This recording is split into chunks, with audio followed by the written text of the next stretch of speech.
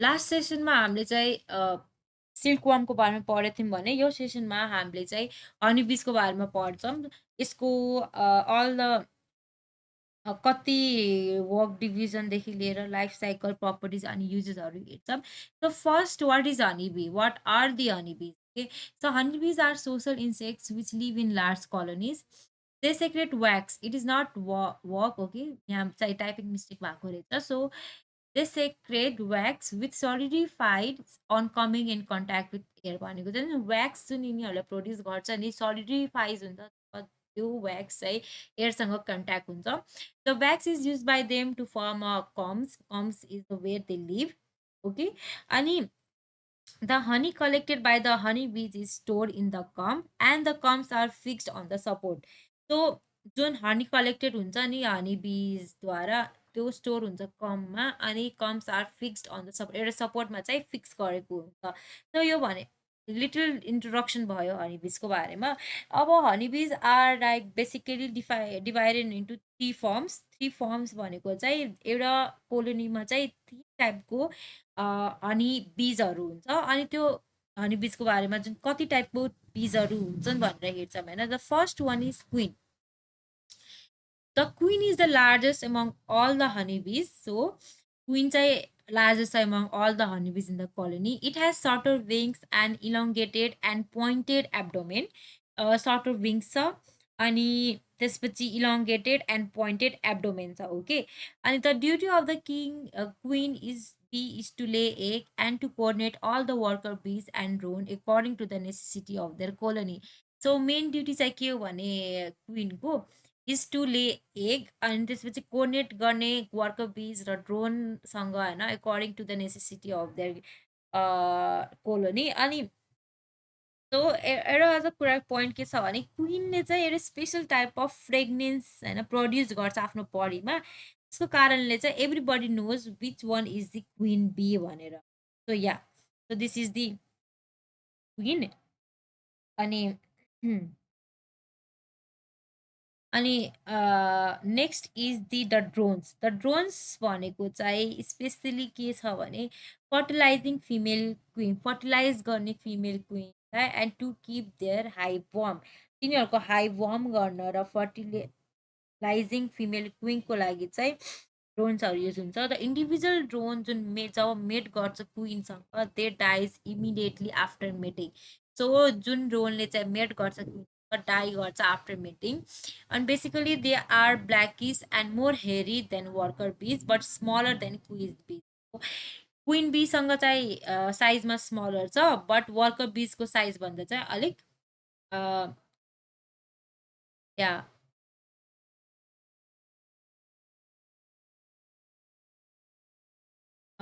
अलिक त्यस्तै भनौँ वर्कर बी भन्दा चाहिँ अलिक लार्ज छ अनि मोर हेरी एन्ड लार्जर देन वर्कर बिज.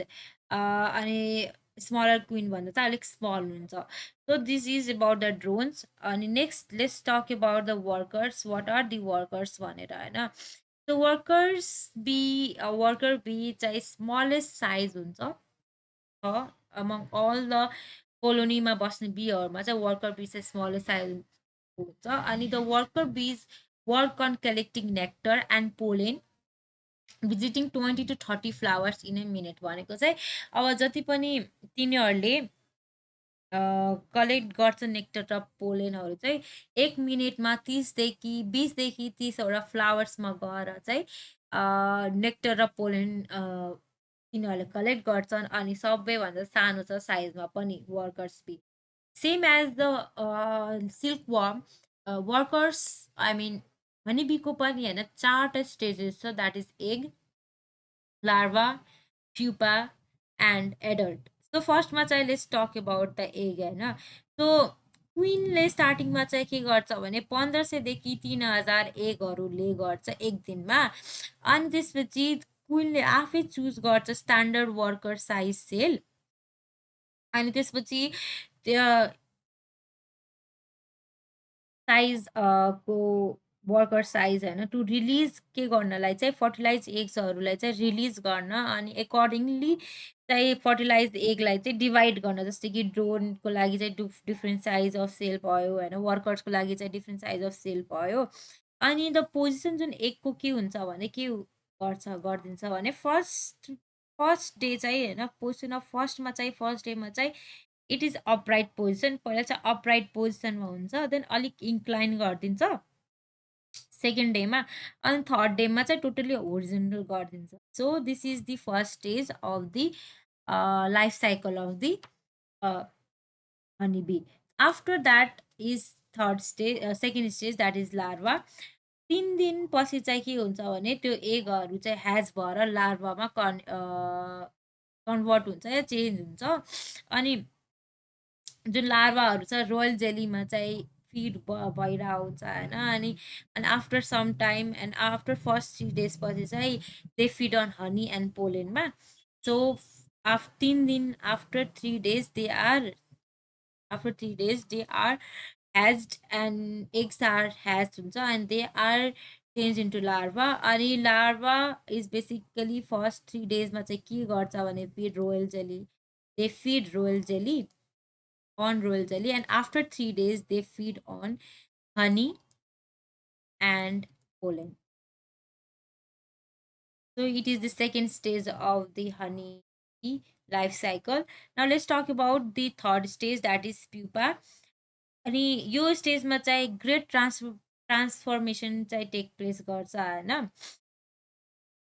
अनि स्टार्टिङमा अब आइजहरू प्रड्युस हुन्छ एग्स हेयर अनि त्यसपछि आफ्टर जुन फ्रम लार्भा टु पुपामा चाहिँ eyes legs hair that covers the body अनि त्यसपछि 7 देखि 14 दिनपछि चाहिँ प्युपा चाहिँ च्यु गर्छ व्याक्स अनि come out as the adults okay so after 7 to 14 days pupa chew off the wax अनि एडल्ट्सको रूपमा चाहिँ बाहिर आउँछ so this is after 7 to 14 days next is adult अब एडल्ट्स आर लाइक वर्करहरू ड्रोनहरू या क्विन भयो भने होइन सर्टेन डेज लाग्छ क्या ओके सो इफ वर्कर हुनु छ भने it will take them around 12 days workers take 12 days drone whereas take 14.5 days and queen takes about 7.5 days to emerge from pupa they feed on honey obviously they feed on honey अब चाहिँ let's talk about if we need to talk about होइन कतिदेखि कति दिनसम्म को बाँच्छ भनेर so queen drone र वर्करको कुरा गर्दा जुन अगाडि हामी डिस्कस गराएको थियौँ queen is like they live for survive for 2 to 5 years for Queen lives for 2 to 5 years, whereas drone lives for up to 4 months. धेरै भयो 4 महिनासम्म बाँच्छ होइन अनि त्यसपछि वर्करहरू जुन छ they live for up to 7 so सबसे कम बाँच्नु भनेको चाहिँ वर्कर हुन् now let's talk about division of labour according to the age of worker bee so first is 1 to 3 days 1 देखि 3 दिनसम्म चाहिँ they are also called infant bees they are very weak and they feed on scattered food they learn to walk and help in cleaning the womb they also provide warmer to the comb so 1 to 3 days को जुन as worker छ they are infant bees होइन basically सानो बेजहरू हुन् अनि लास्टै weak हुन्छन् and feed on the scattered food जुन छरिएको खानाहरू खान्छन् तिनीहरू अनि त्यो बेला चाहिँ they learn to walk clean गर्छ कमलाई and also provide warmer to the comb second is 4 to 6 days so they के गर्छ दे फिड ओल्डर लार्भा अनि देन्सेल पनि with plenty of honey and pollen काम यो 4 to 6 days भएको लार्भाको सरी हनीको काम चाहिँ 7 to 11 days चाहिँ तिनीहरूकोमा चाहिँ रोयल ग्ल्यान्ड डेभलप हुन्छ होइन इन देयर हेड जहाँ चाहिँ रोयल जेली प्रड्युस हुन्छ द वर्कर बिज feed the royal jelly to the young larva, and also feed themselves with a plenty of honey. And so 7 to 11 days को काम चाहिँ के हो भने रोयल जेली प्रड्युस हुन्छ, त्यो चाहिँ फिड गर्छ होइन यङ लार्भाहरूलाई। अनि त्यसपछि आफूले पनि चाहिँ हनी र पोलेनले चाहिँ फिड गर्छ। Then is 12 to 17 days the royal gland degenerate, but four pairs of wax gland develop and secrete wax. Using the wax, the worker bees of this make new combs and seal the cell with honey and having fully grown larvae. So, यो 12 to 17 days को honey बीले चाहिँ के गर्नु like worker बीले चाहिँ यो बेला चाहिँ royal gland चाहिँ डिजेनरेट हुन्छ, बट त्यहाँ चाहिँ four pairs of wax gland develop भइसकेको हुन्छ होइन, जसले चाहिँ व्याक्स प्रड्युस गर्छ। अनि त्यही व्याक्स युज गरेर नयाँ कमहरू बनाएर त्यही व्याक्स युज गरेर नयाँ कमहरू बनाउँछ अनि सिल गरिदिन्छ सेललाई के विथ हनी। अनि त्यसको भित्र चाहिँ फिल्ली ग्रोन लार्भाहरूलाई चाहिँ राख्छ। अनि 18 to 20 डेजको हनी बी वर्करले चाहिँ व्याक्स ग्ल्यान्ड डिजेनरेट गरेर, okay wax that is gland degenerate, wax gland degenerate, but poison gland and steam is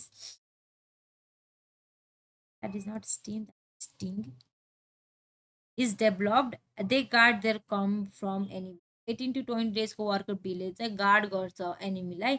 and 21 days now they fly out the come to collect the nectar, water, etc. from jungle, garden, farm, land till death. So 21 days भएको worker बीले चाहिँ what they do is this बाहिर कमबाट बाहिर निस्किएर start गर्छ nectar collect गर्न, water collect गर्न, okay. अनि त्यो कलेक्ट गरिसकेपछि दे फ्रम स्पेसली फ्रम जङ्गल भयो, गार्डन भयो, फार्मल्यान्ड, मरिन्जेलसम्म चाहिँ they start to collect. So these are the division of the work, division of the labour according to the age of the worker bee. Now let's talk about honey production. The nectar is collected by the worker bees and stores. Worker bees and stores in their combs. The next then undergoes chemical change to form honey. So the nectar then collected by the worker bees and store गरेको हुन्छ कममा। The next then undergoes एउटा chemical change आउँछ, त्यो चाहिँ change हुन्छ केमा चाहिँ हनीमा। अनि त्यो त्यसमा चाहिँ maximum part of sucrose present हुन्छ अनि त्यो त्यसपछि कन्भर्ट हुन्छ चाहिँ फ्रुक्टोज र ग्लुकोजमा, ओके।